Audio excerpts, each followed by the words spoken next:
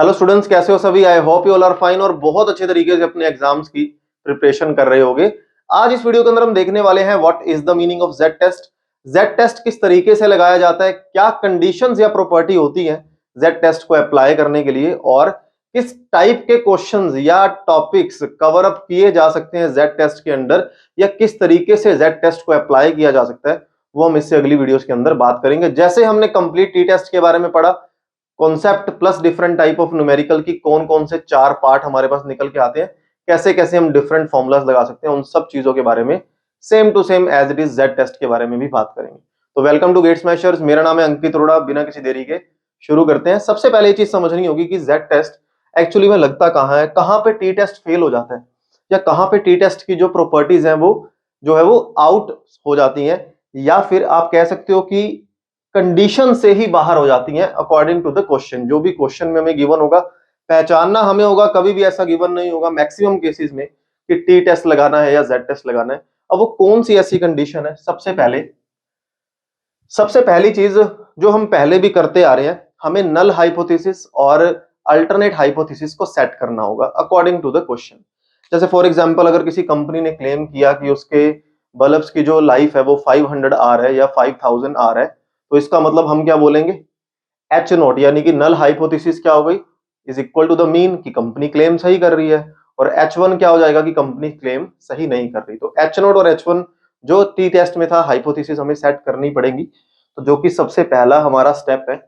उसके बाद Z test कहां पे लगेगा, जेड टेस्ट होगा जब हमारे सैंपल की जो वैल्यू है या एन की जो वैल्यू है वो 30 से बड़ी होने वाली है। हमने क्या देखा था, जब 30 से छोटा हमारा सैंपल पिक किया जाता है तब हम टी टेस्ट अप्लाई करते हैं, बट अगर सैंपल ही 30 से बड़ा हो तो हम कौन सा टेस्ट अप्लाई करेंगे, Z.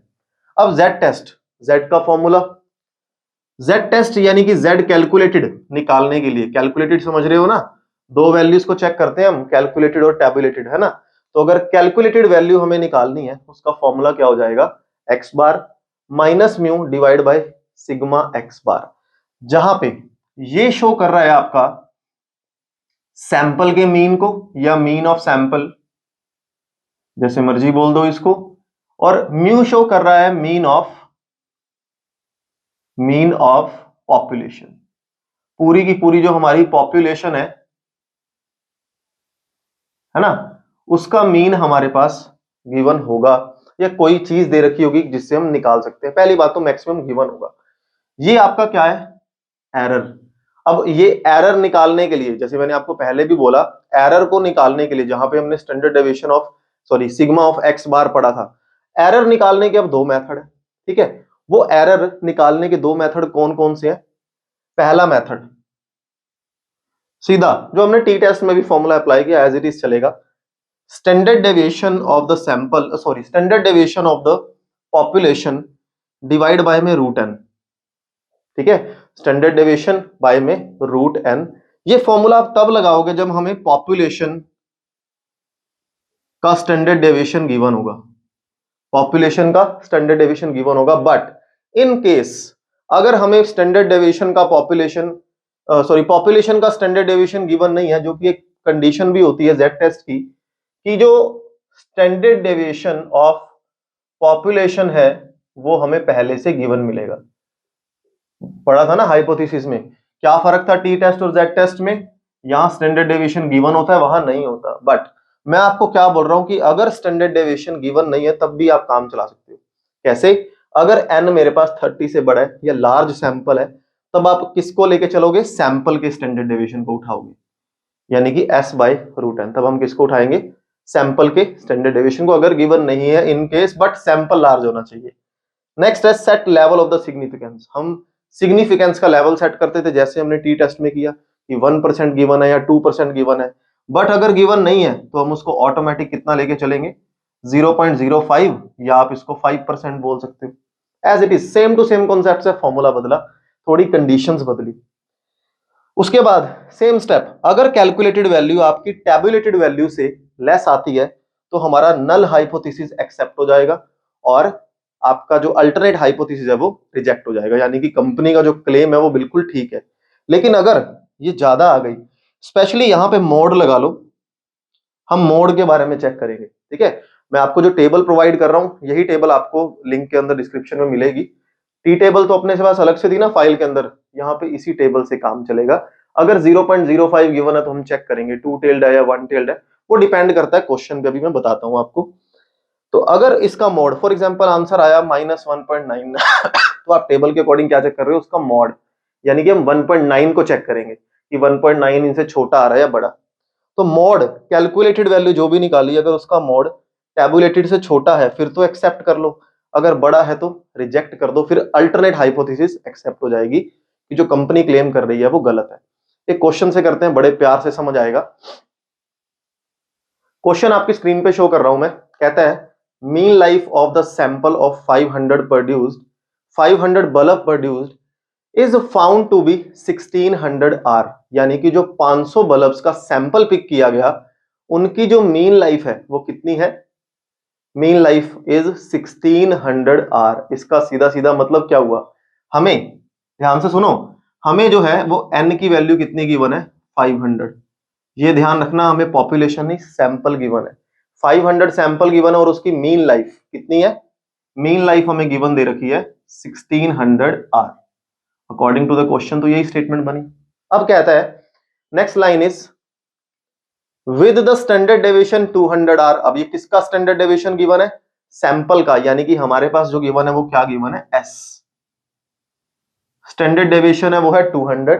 Next line is test the hypothesis that mean life of the bulb produced by the company is 1700 hours against alternate hypothesis. Against, इसका मतलब हमें क्या कह रहा है कि मीन लाइफ जो है वो ग्रेटर देन 1700 है। देखो सबसे पहला क्लेम यहां पे एक लाइन, ये चीज समझो, दोबारा से पढ़ते हैं इसको। Test the hypothesis that mean life of the bulb produced by company is 1700, यानी कि एच नॉट, मेरा नल हाइपोथेसिस क्या हो गया कि वो कह रहा है जो इसकी मीन लाइफ है वो 1700 है, मीन लाइफ 1700 है, against the alternative hypothesis that is greater than 1700। That means alternate hypothesis हमें दे रखी है कि मीन लाइफ 1700 नहीं उससे ज्यादा है। समझ आ रही है स्टेटमेंट? देखो अब यहां पे ये स्टेटमेंट इसने गिवन दी, now where at 1% of level of significance, यानी कि 1% पे हमें चेक करके दिखाना है। तो क्वेश्चन तो समझ आया। अब एक चीज यहां पे थोड़ी सी यूनिक है कि हम टू टेल्ड टेस्ट लगाएंगे या वन टेल। अभी तक अपन ने मैक्सिमम केसेस में टू टेल टेस्ट देखा, बस यहां पे इसने एक केस बदल दिया H1 सॉरी, कि जो 1700 आ रहा है उससे ज्यादा है। मैंने आपको हाइपोथेसिस के अंदर बताया था जब ज्यादा आता है यानी कि जो हमारा म्यू है वो ग्रेटर देन जो भी इसने वैल्यू दे रखी है, तो हम कौन सा टेस्ट लगाते हैं, राइट हैंडेड टेस्ट लगाते हैं ना, या वन टेल टेस्ट बोल दो अगर मैं मोड की बात कर रहा हूं। अगर मैं मोड की बात कर रहा हूं तो यहां पे कौन सा टेस्ट लगेगा, राइट, यानी कि वन टेल की वैल्यू हम चेक करेंगे। क्योंकि लेफ्ट राइट से यहां पे तो मैंने इसको इग्नोर ही कर दिया ना, मैंने आपको वन टेल की वैल्यू गिवन दी और यहां मोड लगा दिया। अब नेगेटिव आए या पॉजिटिव आए आंसर तो हमेशा पॉजिटिव ही निकलेगा। तो अकॉर्डिंग टू दिस स्टेटमेंट देखते हैं, सारी चीजें फाइंड आउट करते हैं। सबसे पहले एस बाय में रूट एन, ये हमारे पास क्या हो जाएगा, हमारा एरर, यानी कि ये वैल्यू हमारे पास निकल करके आएगी। एस की वैल्यू है 200 और रूट ऑफ एन, एन मेरे पास कितना है 500, एन कितना आ गया 500।